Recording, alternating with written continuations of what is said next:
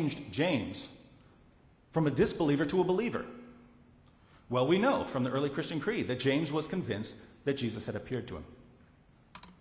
We also know that the Apostle Paul converted based on his belief that Jesus had appeared to him.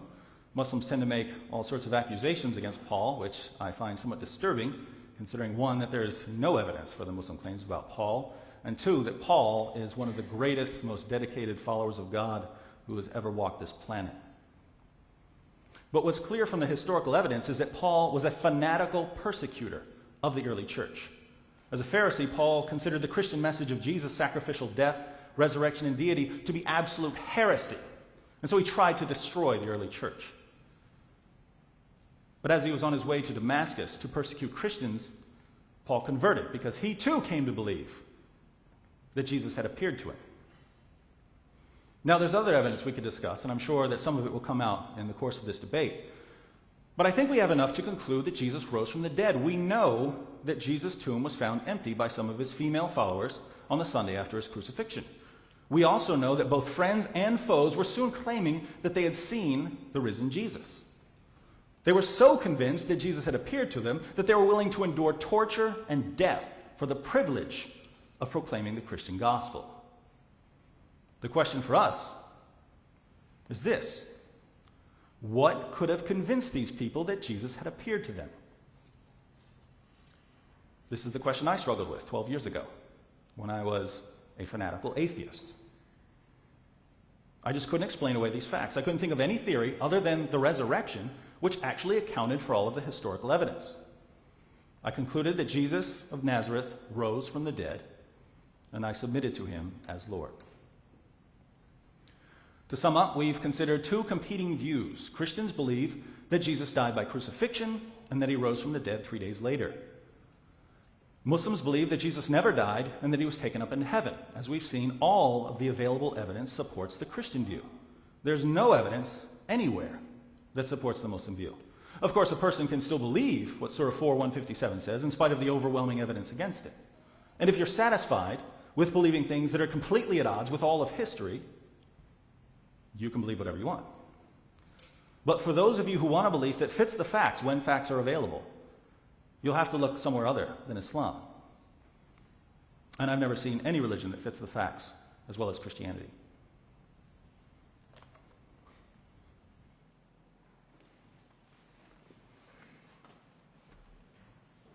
Now, 20-minute opening statement from Shahid.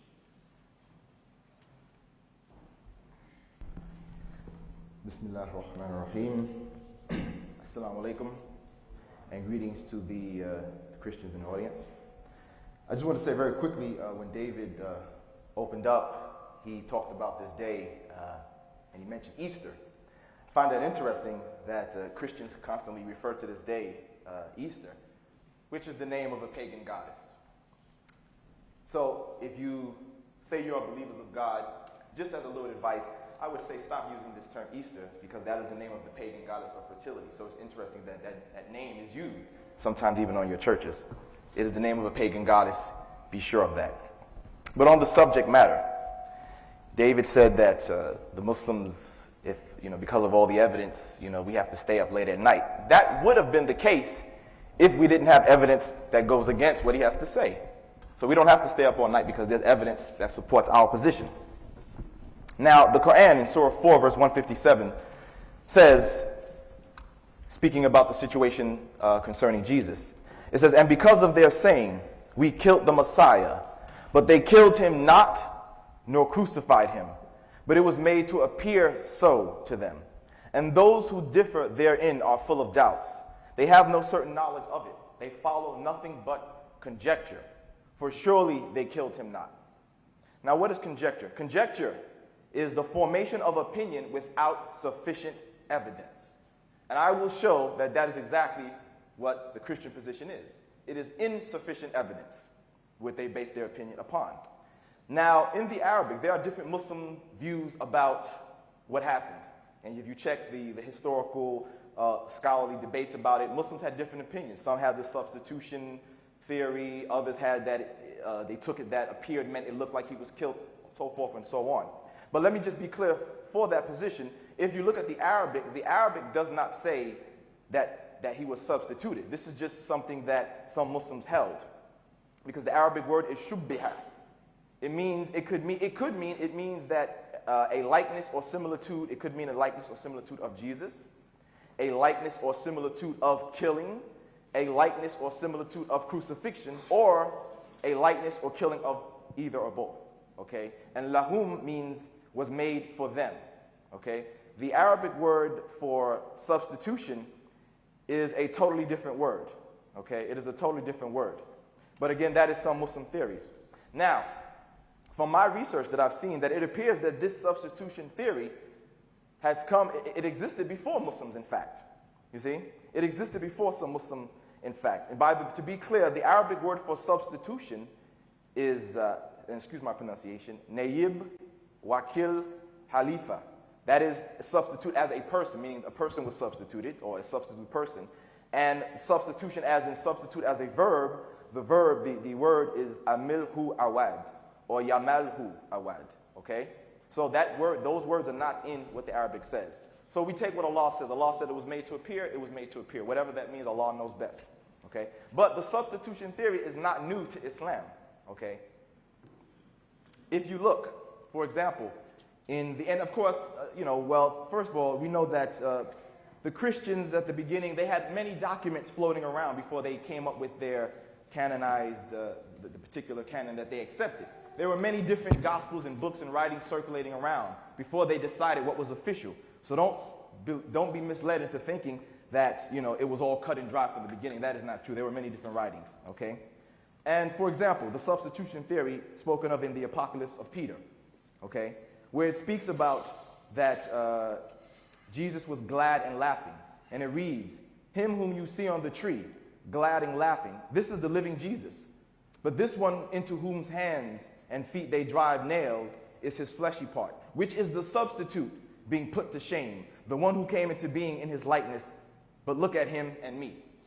This did not originate with Islam. And from what I read, it appears that they said maybe perhaps some of the Gnostics may have converted to Islam and spread this amongst the Muslims, and Muslims may have accepted that. Allah knows best again. It's interesting to note about this that Clement of Alexandria regards the Apocalypse of Peter as holy scriptures. Okay? This is testified to in the New Testament Apocrypha by C. Detlef G. Mueller, Volume 2, page 262. You have the second treatise of the Great Seth, which was a Gnostic. Of course, modern-day Christians reject it. But we'll get into something interesting, that you find a portion of the Gnostic theory within their New Testament today, as I'll show you in just a moment. So here we read in the second treatise of the Great Seth. It says, Jesus says, "It was another, Simon, who bore the cross on his shoulders. It was another upon whom they placed the crown of thorns. But I was rejoicing in the height, laughing at their ignorance." Okay? We have a statement by, and excuse my pronunciation with the Greek names, Irenaeus in the late 2nd century in a complaint about the beliefs of Egyptian Gnostics, Balacides, excuse me. He explains that this heretic taught that Jesus had been substituted during the journey to Golgotha, and that this substitute, Simon of Cyrene, had died in Jesus' stead. That is from the Jesus Papers by Michael Bajan. Okay? Now, of course, these were thrown out as heretical writings, yet it's still contained in their book. If you turn yourself to Mark chapter 15, verse 21 through 25, if you look at Matthew chapter 27, verse 32 to 35, you see that although they throw the Gnostics out, a portion of that is in their book. Let's read it. And it says, "And as they came out, they found a man of Cyrene." And again, please excuse my pronunciation.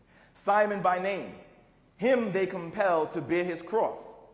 And when they came unto a place called Golgotha, that is to say, the place of a skull, they gave him vinegar to drink mingled with gall."